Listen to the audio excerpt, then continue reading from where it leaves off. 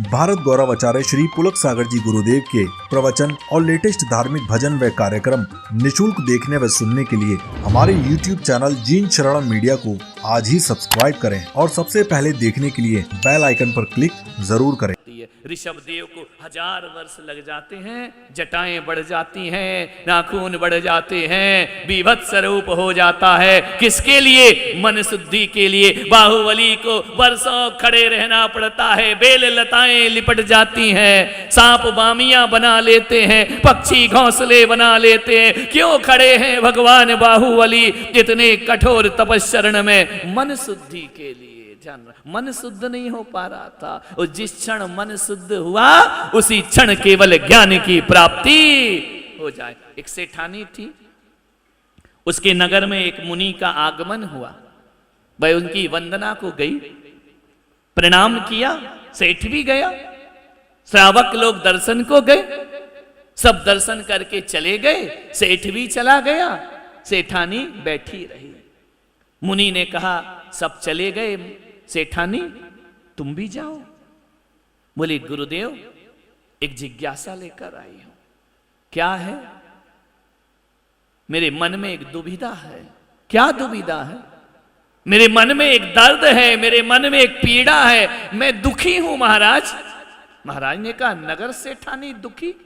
गरीब दुखी हो तो चल जाए, तू क्यों दुखी है? दौलत नहीं है? बोले अपार दौलत है। तो फिर क्यों दुखी है? महल बहुत बड़ा है, नगर सेठानी है, जितना पैसा मेरे पास उतना नगर में किसी के पास नहीं है। फिर दुखी क्यों है? तो सेठानी बोले एक दुख मुझे चुभता है, बहुत ज्यादा पीड़ा देता है, दर्द देता है। बोले क्या दुख है तुझे?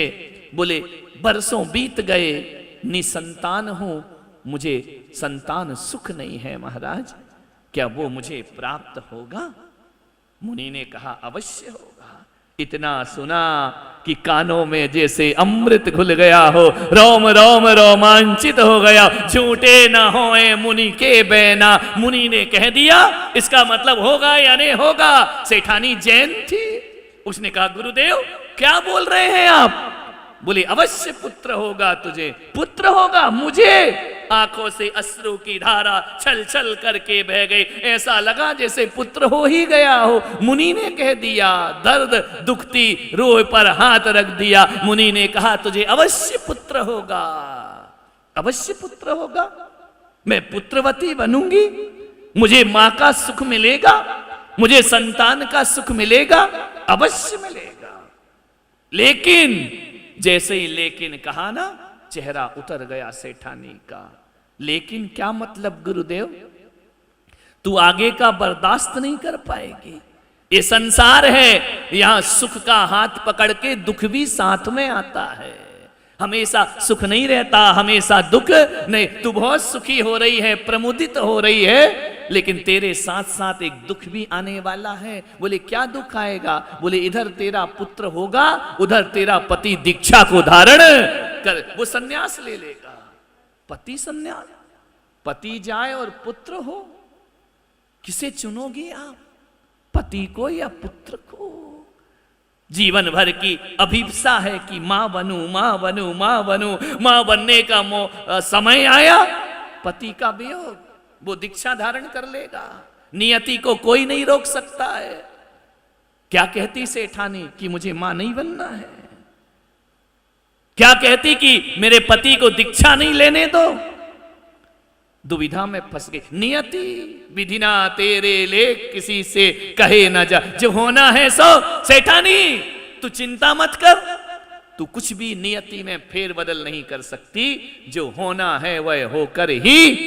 अब तू कहे कि पुत्र नहीं चाहिए तो ऐसा भी नहीं होगा, पुत्र तो तुझे होगा। और यहां पुत्र हुआ और वहां पति दीक्षा को धारण कर ले। दुविधा में फंस गई सेठानी। वरदान मिला या अभिशाप मिला, कुछ समझ ही नहीं पाई। खुशी लेकर के जाऊं या दुख लेकर के जाऊं? घर जा रही है अनमने मन से, और एक दिन सेठानी गर्भवती हो गई। मालूम है? गूढ़ गर्भ हुआ। गूढ़ गर्भ जानते हो? जिसमें उदर वृद्धि नहीं होती है। ऐसा लगता है वो गर्भवती है या नहीं है। गूढ़ गर्भ, तीर्थंकरों की माताओं को भी गूढ़ गर्भ होता है। उनकी त्रिवली जो सलवटे हैं पेट की वो मिटती नहीं है 9 माह तक, ध्यान रखना। गूढ़ गर्भ हो गया सेठानी को, सेठ को पता ही नहीं। सेठानी ने कहा कि बताया कि ये गया, क्या करूं, नहीं बताया। अंतिम समय आया, 9 मास पूर्ण हुए। सेठानी ने कहा मेरा स्वास्थ्य सही नहीं है सेठ जी, मैं कुछ दिन किसी से मिलना नहीं चाहती हूं, मैं आराम करना चाहती हूं। सेठ बहुत चाहता था। उसने कहा कोई बात नहीं, नीचे जो तलघर है ना उसमें तेरी व्यवस्था करा देता हूं। 1 महीने तलघर के अंदर रही। सेठ से कहा मैं किसी से मिलना नहीं चाहती हूं। सेठानी तो दिन गिन रही थी ना कि संतान होगी, पति को पता नहीं चलेगा, ध्यान रखना, कहां तक छुपोगे। सेठानी ने 9 महीने बाद बच्चे को जन्म दे दिया उस तलघर के अंदर। सेठ कहीं से बाहर से आ रहा था व्यापार करके, घोड़े पर बैठा है, क्या देखता है तालाब के किनारे से निकला दासी रुधिर के वस्त्र धो रही है, रक्त वस्त्र धो रही। सेठ ने कहा दासी ये तो मेरे घर की दासी है, ये कर क्या रही है, क्या हुआ है ये, मालूम है क्या कहा उस दासी ने कि सेठ जी क्षमा करना, तुम पुत्रवान हो चुके हो, तुम्हारे घर में पुत्र का जन्म हुआ है, बेटे का। दासी तो खुश थी कि सेठ इनाम देगा, सेठ बड़ा खुश होगा, बधाई देगा, तुम्हारे यहां पुत्र हुआ है सेठ जी, बरसों की इच्छाएं पूर्ण हुई। सेठ ने कहा पुत्र हुआ मेरे घर में और मुझे ही पता नहीं, मेरी पत्नी ने मुझे नहीं बताया कि मैं गर्भवती हूं। बोले सेठानी को हुआ ना, बोले हां, ऐसे कैसे हो गया। बोले सेठ जी गूढ़ गर्भ था उनको और उनको पुत्र का जन्म हुआ है। सेठ ने कहा धिक्कार ये संसार, जब मेरी ही पत्नी मुझसे छुपाती है, ये स्वार्थ का संसार है। सेठ ने कहा अब मुझे घर में रहने की जरूरत। इतनी सी बात में सेठ ने कहा अब सन्यास के मार्ग पे बढ़ना चाहिए। मेरी पत्नी मुझसे छुपा रही है, जिसके लिए मैंने सब कुछ किया, पूरा जीवन लगाया, इतनी स्वार्थी निकली कि मुझे नहीं बताया। दासी को पता है कि पुत्र हुआ है और मुझे नहीं पता, मुझे बताया ही नहीं। अब पुत्र खिलौना थोड़ी है कि बाजार से ले आई 1 दिन में और हो गया। 9 महीने में इसने मुझे कितना छल किया, इस पगली ने कितना छल किया। 1 महीने अंदर रही नीचे, मुझे बताया नहीं कि हम संतान को जन्म देने वाले हैं। सेठ घर गया और जाकर के सेठानी से बोला लाओ ये सारी संपदा पुत्र के नाम करता हूं और मैं यहां से विदा लेता हूं। चले गए सेठ परम दिगंबर दीक्षा धारण किए, जाकर के सन्यास ले। नियति को कौन बदल सकता है, जो होना है वो होकर रहता है। सेठानी बिलख रही है पति के वियोग में। वैद्य बुलाए, ज्योतिषी बुलाए, ज्योतिषियों से कहा मेरे बच्चे का भविष्य देखो। बोले सेठानी जिस दिन तेरे बच्चे को पता चल गया कि संसार नश्वर है, उस दिन ये भी दीक्षा धारण कर लेगा। अरे सेठानी का मैं तो दोनों तरफ से लुट गई, पति भी गया और संसार के सुख ऐसे ही होते हैं। आज अच्छा होता है कल बुरा हो जाता है, आज सुख होता है कल दुख सामने आ जाता है। बड़े नाच गा के बेटे की शादी करते हो, बहू झगड़ालू आ जाती है, शादी का सारा सुख मिट्टी में मिल जाता है। संसार इसी का नाम है। करहूं तपस्या देह सो। चले गए सेठ। सेठानी ने कहा ऊपर वाले कक्ष में लाओ और मेरे पुत्र को संसार देखने नहीं मिलना चाहिए। नश्वरता देख ली तो वैराग्य ले लेगा। लाख उपाय करे, कोई लाख करे चतुराई, कर्म का लेख मिटे नारे भाई, कर्म का लेख मिटे नारे भाई। इस दुनिया में कर्म के आगे चले ना किसी का उपाय, कागज हो तो हर कोई बाँचे, कर्म न बाँचा जा। एक दिन इसी किस्मत के कारण बन को गए थे रघुराई रे, कर्म का लेख मिटे नारे भाई। जरा समझो इसकी सच्चाई रे, कर्म का। कितने हम कर्मों के लेख को बदलने का प्रयास करते हैं। नादान हैं जो परिस्थितियों को बदलने का प्रयास करते हैं। नहीं, जो होना है वह होकर ही रहेगा। बंद कर दिया कमरे में, मालूम इतना बड़ा हो गया पुत्र, जवान हो गया, दुनिया नहीं देख लेती। मोह ने बांध लिया बंधन में, कहीं नहीं जा सकता, तो अंदर ही रहेगा। मालूम है, एक दिन वहां पर राजधानी में रत्न कंबल बेचने वाला आया, रत्नों के कंबल राजा को दिखाया। राजा ने कहा, नहीं, मेरे पास प्रजा का धन है, मैं अपने सुख के लिए इतना महंगा कंबल नहीं खरीद सकता हूं। जाओ, ले जाओ, हमें नहीं लेना है। जैसे ही राजधानी से लौटा, गांव में पहुंचा, नगर में सेठानी को दिखाया। सेठानी ने कहा, रत्न कंबल इतना सुंदर? बोले, हाँ, मुझे दे दे। खरीद लिया सेठानी ने। मालूम है किस्मत कहां कहां ले जाती है। राजा ने ठुकराया, सेठ ने खरीद लिया, सेठानी ने खरीद लिया। बोले, मेरा तो मेहनत का पैसा है, राजा का प्रजा का होगा, मैं तो खरीदूंगी। बहुत प्यार करती थी पुत्र को। मालूम है कंबल का क्या किया? कंबल लेकर के उसकी जूतियां बना दी, रत्नों की जूतियां बच्चे को पहना रही है। ओढ़ने के लिए नहीं लिया, क्योंकि उनका बोझ वो सहन ही नहीं कर सकता था। जूतियां बना दी। एक दिन जूती छत पर सूख रही थी, एक चील आई और जूती को उठा करके ले गई। वो मांस समझी कि मांस का टुकड़ा होगा। लाल जूती थी, मखमल की उठा करके ले गई, राजा के महल में छोड़ दिया। राजा ने कहा, ये किसकी जूती है? इतनी महंगी रत्न कंबल की जूतियां? अरे ये तो वही कंबल है जिसे मैं नहीं खरीद पाया। राजा ने कहा, कौन है मेरे नगर में इतना धनपति, एक तो कंबल खरीदे और उसके बाद उसकी जूतियां बना दे? इतना धनाढ्य कौन है? राजा ने कहा, पता करो मेरे नगर में कौन ऐसा धनपति है। पता चला एक सेठ की सेठानी है। राजा ने कहा, हम मिलेंगे उससे। गए मिलने के लिए। मालूम क्या हुआ? जाकर के मिले। सेठानी ने बड़ा स्वागत किया। सम्राट मेरे घर आए, राजा मेरे घर आए, आरती उतारी, अंदर ले गई। राजा ने कहा, ये जूतियां तुमने बनाई हैं? हाँ महाराज, मैंने बनाई। किसके लिए? अरे अब कैसे बोले? बोली कि राजा कहेगा मिलूंगा, और मिला कि बेटा गया। किस्मत कैसे होती है? मैंने तो किसी से मिलने ही नहीं दिया। राजा ने कहा कि सेठानी बोलो, किसके लिए बनाई है? झूठ बोले तो राजा फांसी पे चढ़ा देगा, नहीं बोले तो राजा कहेगा बोल। तकदीर कहां ले जाती है। डरी डरी दबी आवाज में बोली, महाराज मेरा एक पुत्र है। पुत्र है? रत्नों के जूते पहनता है, इतने महंगे?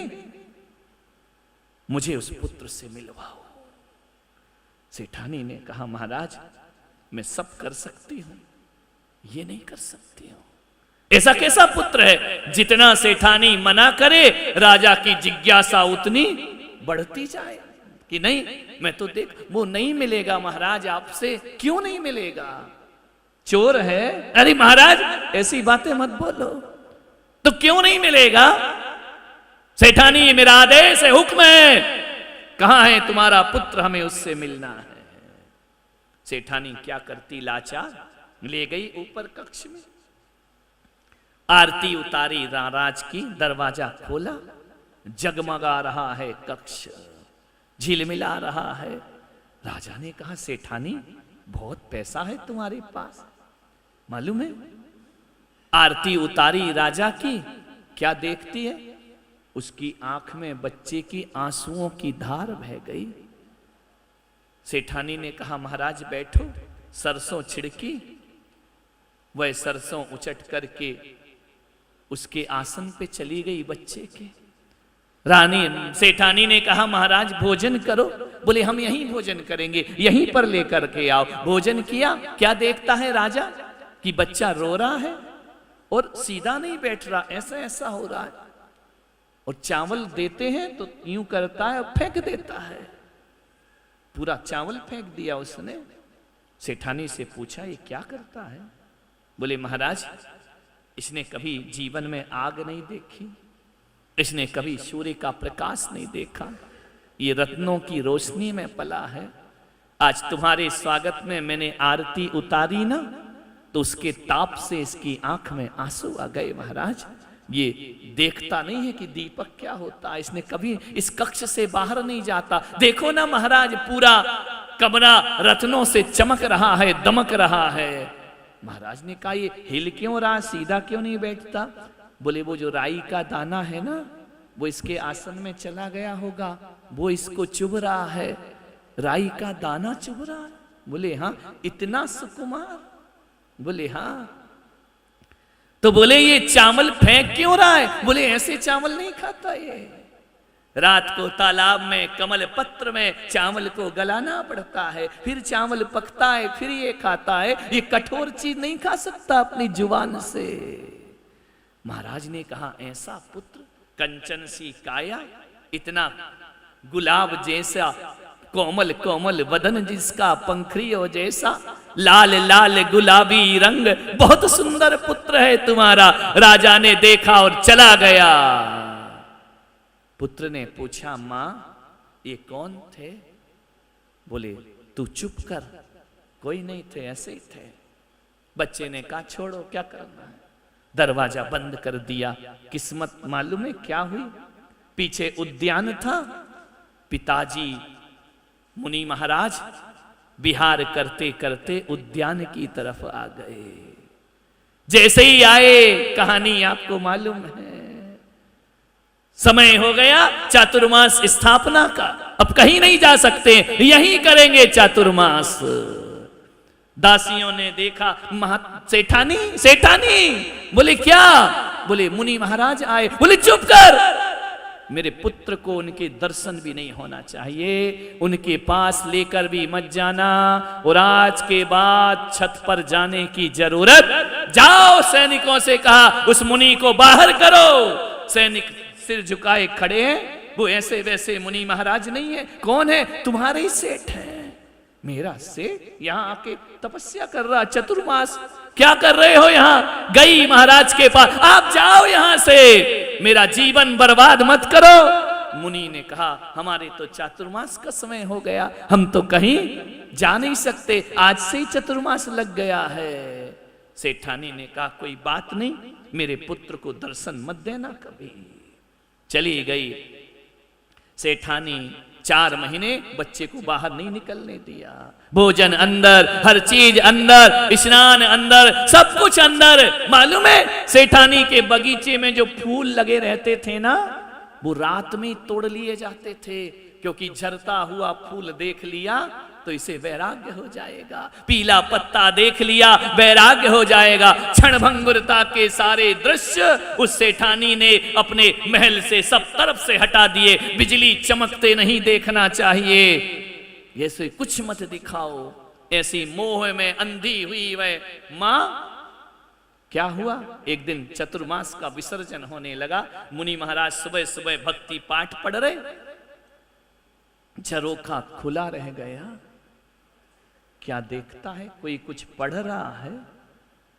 देखा, अरे ये नग्न व्यक्ति कौन बैठा है, ये क्या पढ़ रहा है? उसने दासी को बुलाया, दासी हो, ये कौन है? दासी ने झट से खिड़की बंद कर दी। पागल हो तुम, मत देखो। वो कपड़े क्यों नहीं पहनते हैं? बोले रहने दो, वो पागल है, उनका दिमाग खराब है। उसने सेठानी से कहा कि मां पागल कौन होता है?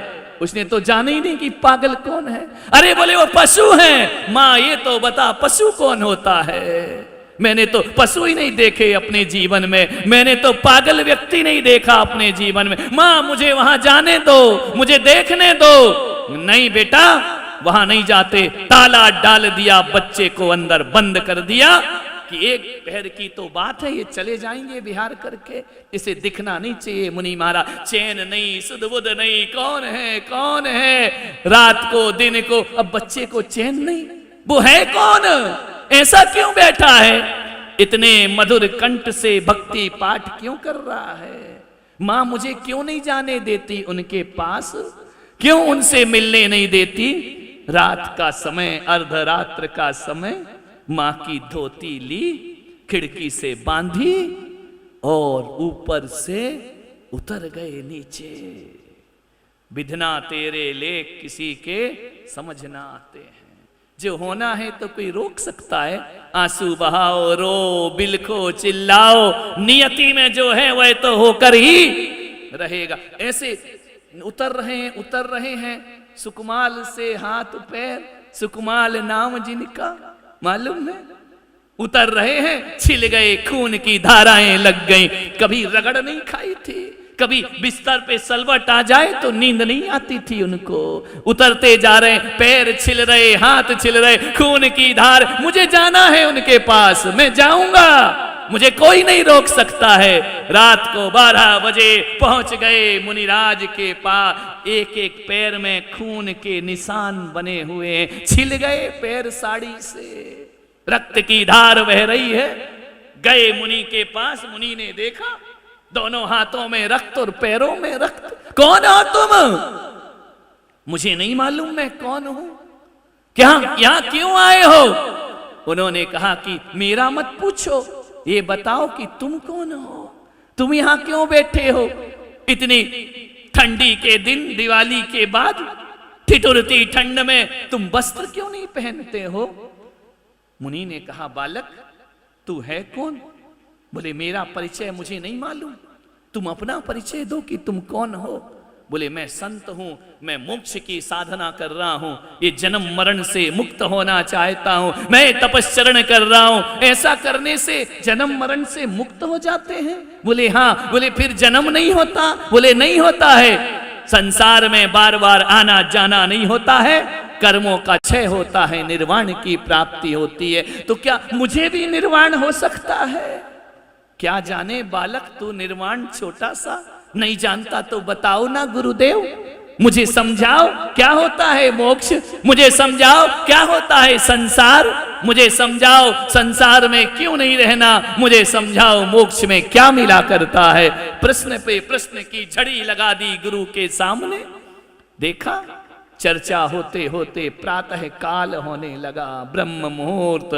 पूरे तत्व की बातें सीखकर उन्होंने कहा महाराज अब मैं वापिस नहीं जाऊंगा, अब मैं तुम्हारे साथ ही चलूंगा। बोले मेरे साथ? बोले हाँ। बोले मुझे भी मोक्ष जाना है, मुझे भी कल्याण करना है, मालूम है। और वह सुकुमाल जिसे राई का दाना चुभता है, कठोर दिगंबर मुद्रा धारण करके खड़ा हो जाता है तपस्या में। धन्य हो गया मेरा जीवन। मां बिलख रही है। मां ने कहा तुम इसे भी ले गए। पिता ने कहा मैं नहीं जानता ये कौन है। बोले तुम्हारा ही तो पुत्र है, सुकुमाल नाम है इसका। पुत्र भी मुनि महाराज हो गए। मां मोह में तड़प तड़प करके त्रियंच गति की पात्र बनती है। ध्यान रखना, सोचना है आपको। मान्यवर मालूम है जिनको राई का दाना चुभता है वो केस लॉन्च करते हैं, जिनको एक बिस्तर की सलवट सहन नहीं होती वो कांटों पे चला करते हैं। ध्यान, कैसी है ये दिगंबर वेश, कैसी है ये दिगंबर तपश्चर्या, कैसा इसका लगाव, कैसा इसका आकर्षण। सब कुछ छोड़ दिया उसने।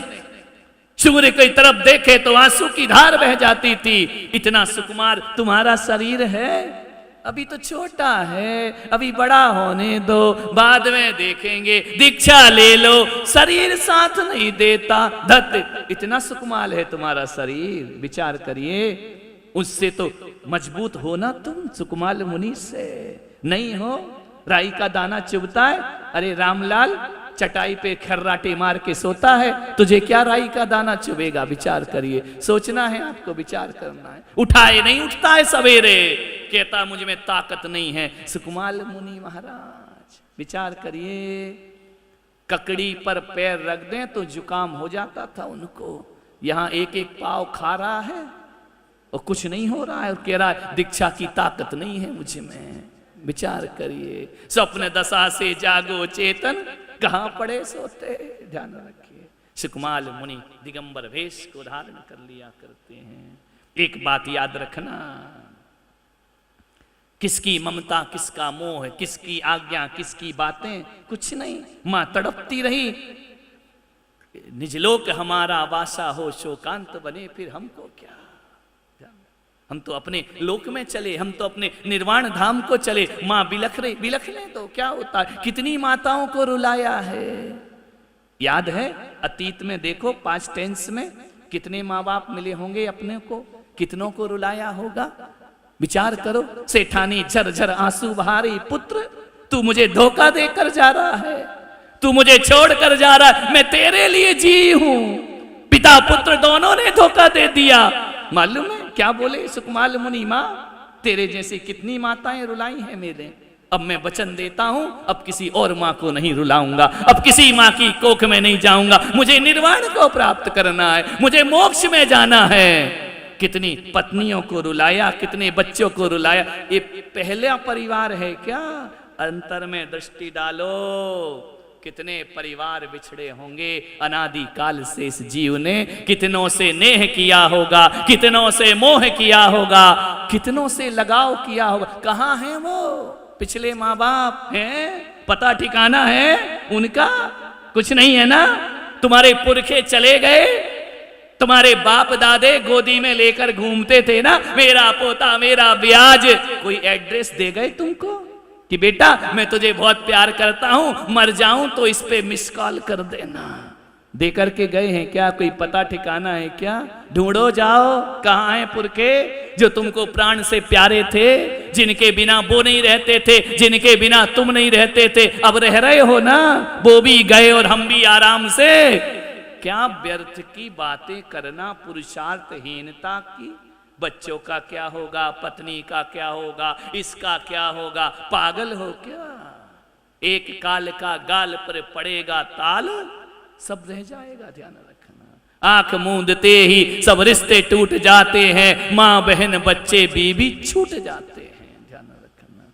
सुकुमाल मुनि ने कहा कि नहीं, व्यर्थ है संसार, मुझे इसमें नहीं फंसना है।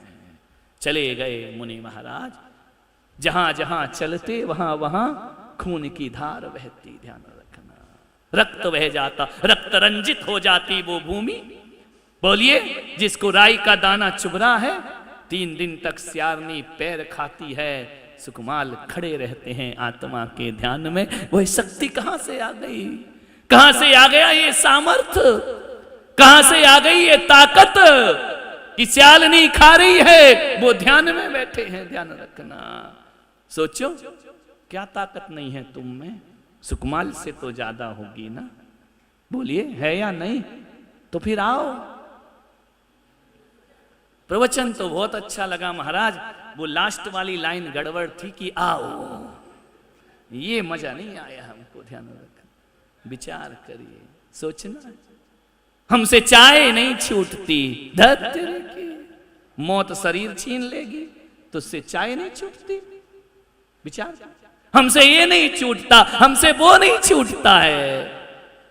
विचार करिए, सोचना है आपको जिंदगी में। पैरों में लहुआ बने छन छन के, चले हैं सुकुमाल देखो मुनि बन के। ध्यान रखना, कहां की कठोर तपश्चर्या, तप इसको कहते हैं। लगन है, देखा सीखी धर लिया जोग, छीणी काया बढ़ गया रोग। देखा सीखी थोड़ी होता है, प्रेम होना चाहिए ईश्वर से। आज उत्तम तप का दिन है। हमारे यहाँ कठोर कठोर सहनन वाले ही दीक्षा नहीं लेते, हमारे यहाँ हीन सहनन वाले भी दीक्षा ले लिया करते हैं। और ऐसे सुकुमाल मुनि 3 दिन स्यालनी खाती है, जाकर के स्वर्गों में सर्वा सिद्धि में देवत्व को उपलब्ध हो जाया करते हैं। ध्यान रखना। कहां से आ जाती है वह ताकत, कहां से आ जाता है वह सामर्थ्य। मेरा जीवन का, मेरी भी एक किडनी है ना। मुझे मेरे पहले गुरु ने कहा था तुम्हारी एक किडनी है, तुम दीक्षा नहीं लेना। उनने मेरे लिए अच्छा सोचा था, उनने मेरे लिए गलत नहीं सोचा। मैं इस बात से उनसे किसी प्रकार से नाराज नहीं हूं, वो मेरे शुभचिंतक थे। जब मैंने दूसरे गुरु से दीक्षा ली ना, अपने गुरु आचार्य पुष्पदंत सागर जी से, उन्हें मैंने बताया नहीं। मैंने कहा बता दूंगा तो ये भी भगा देंगे। लगन तो यही लगी थी कि लगन तुमसे लगा बैठे, जो होगा देखा जाएगा, जो होगा देखेंगे। अब तो लगन लग गई है। डॉक्टरों ने कहा, सबने कहा, इन सबको मालूम है जो मेरे से जुड़े हुए थे। अहमदाबाद में मैं बीमार रहा, लेकिन नहीं, एक ही लगन थी। गुरुदेव बोले कि दीक्षा कैसे होगी। मैंने कहा दीक्षा की बात, किडनी खराब होती फिर क्या करते। अरे मरना तो है ही ना। अरे 7 दिन में मरो या 70 साल में मरो, जब भी मरो दिगंबर भेष धारण करके मरो। जीवन हमारा कोई अमर थोड़ी हूं मैं, अमर हूं क्या? बीमारी है तो कोई मैं घर में रह के अमर हो जाऊंगा क्या? मरना तो वहां है, मरना तो यहां, मृत्यु तो हर जगह आएगी ना। फिर वैसी मौत क्यों मरे? मरना है तो संत की मौत मरो। 70 साल भी जी लिए तो क्या फर्क पड़ता है? 7 दिन जी लिए तो क्या फर्क पड़ता है? 7 घंटे जी लिए तो क्या फर्क? कैसे बहाने बनाते हो? डायबिटीज है, अरे धत तेरे की है तो है, घर में कौन सा मिट जाएगी? वो मिटना तो है ही नहीं ना। है वहां भी है, वहां भी है। यहां रहेगी तो बीमारी भी तर जाएगी, वो वहां रहेगी तो बीमारी भी लेकर के। क्या बहानेबाजी बहुत है तुम्हारे पास, इतने बहाने हैं नहीं लेने के। विचार करिए, पैदल नहीं चल पाएंगे, अरे कंधे पर ही जाएगा ना, उस समय क्या करेगा? विचार करिए। तपस्या, लोग कहते हैं भक्ति शक्ति के अनुसार भक्ति करो, और मैं पुलक सागर कहता हूं शक्ति से भक्ति नहीं होती, जितनी भक्ति होती है उतनी शक्ति अपने आप प्राप्त होना प्रारंभ हो जाया करती। आज मुझे भी 25-26 साल हो गए ना, घर छोड़े 27 साल हो गए, 28वां चल रहा है। एक किडनी पर कर रहा हूं ना, जी रहा हूं ना। अरे जो 2 किडनी नहीं वाले नहीं कर पाते वो मैं करके दिखा रहा हूं जीवन में। इतनी बोल रहा हूं, इतना सब कुछ कर रहा हूं, ये कहां से आई? मैं सोच लेता घर में क्या होगा, किडनी फेल हो गई तो क्या होगा, सही बात है, नहीं लेना चाहिए, अभी और सोचना चाहिए, घर में रहना चाहिए। मैं तुमको विश्वास दिलाता हूं, यदि मैं घर में रहता ना तो आज मेरी किडनी मुझे अस्पताल में डाल देती। आज मोक्ष मार्ग में आ गया, तुम्हारे बीच बैठा हुआ हूं। ध्यान रखना, ये भगवान भी तो सहायता करते हैं ना, नहीं करते क्या जीवन में? शक्तिहीन मत बनो, अपनी शक्ति को जागृत करो। शरीर की शक्ति से कुछ नहीं होता, मन की शक्ति से सब कुछ हुआ करता है। विचार करें। ये कई महिलाएं बड़े नखरे कर रही थी, हम शिविर में नहीं बैठेंगे, क्या होगा, कैसे होगा, कैसे करेंगे, कैसे आएंगे। अरे मैंने कहा आओ तो, घबराते काहे को? ऐसा शादी में नहीं सोचा कि ससुराल गड़बड़ होगी तो क्या करेंगे, सास सही नहीं मिली तो क्या करेंगे, ये जो पति मीठी मीठी बातें कर रहा बाद में बदल गया तो क्या होगा, हमारी इज्जत नहीं रही तो क्या होगा, झगड़ा हो। अरे शादी में तो ऐसा डू एंड डाई हो जाता है, जो भी होगा देखा जाएगा। इसमें क्यों नहीं होता है मेरे भाई? एक अनजान घर में अपनी जिंदगी लगा देते हो, ऐसा अनजान से प्रेम हो जाता है कि 20-20 साल से जिन माँ बाप ने पाला है उन्हें छोड़ देते हो। किसके लिए? एक अजनबी के लिए। ध्यान रखना, अरे एक अजनबी के लिए जब माँ बाप को छोड़ सकते हो तो परमात्मा के लिए संसार छोड़ दो, तो इसमें कौन सी बड़ी बात? सब कुछ हो जाता है जीवन में। सुरेश जी क्या विचार बन रहा है?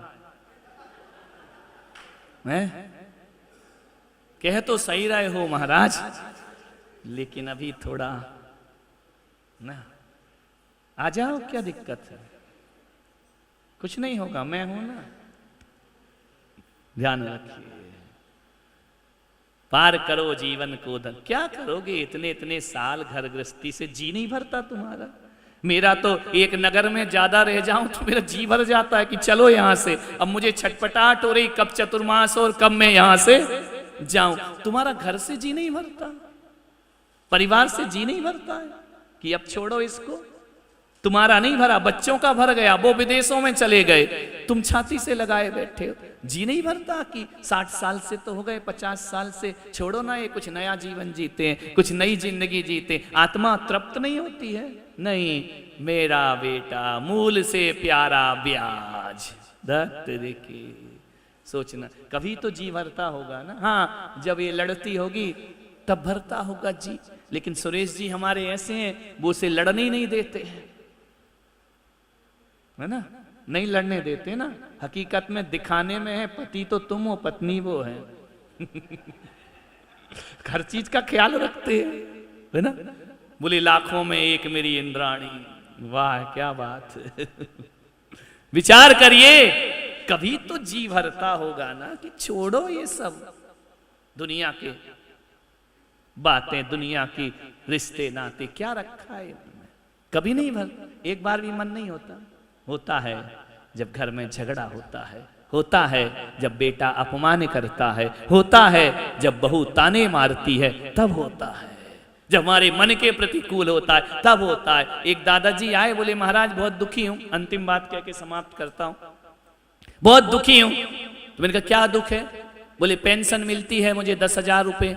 तो मैंने कहा परेशानी क्या है तुझे? बोले घर में रहता हूं, जब पेंशन आती है तो बड़ा बेटा कहता है मैं लूंगा, छोटा बेटा कहता है मैं लूंगा।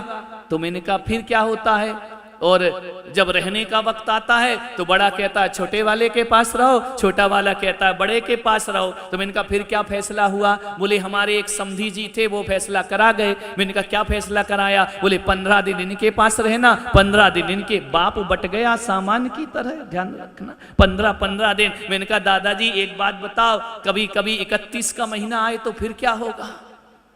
15 दिन ये, 31 में क्या करेगा? बोले 31 में मंदिर में जाके बैठ जाता हूँ कि आज चतुर्दशी है, उपास कर लिया करता हूँ। मैंने कहा पागल ऐसी जिंदगी क्यों जी रहा है? तो बोले क्या करूं महाराज, तो मैं बहुत दुखी हूं, मैं जानता हूं कि मेरा पैसा सब चाहते हैं, मुझे कोई नहीं चाहता है। तो मैंने कहा एक काम कर, तेरे को 10,000 मिलते हैं ना, तो जिन शरणम में आके रहे आराम से। तेरे 10,000 है, किसी से मांगना नहीं, लेना नहीं, आराम से भगवान का भजन करना, कीर्तन करना, यहाँ रहना, और खाने का तू पैसा देते ही है, तुझे किसकी सुनना, किसी की नहीं, आराम से रहे। बोले बात तो सही कह रहे हो महाराज। तो मैंने कहा बुक करा दूं तेरा रहने का?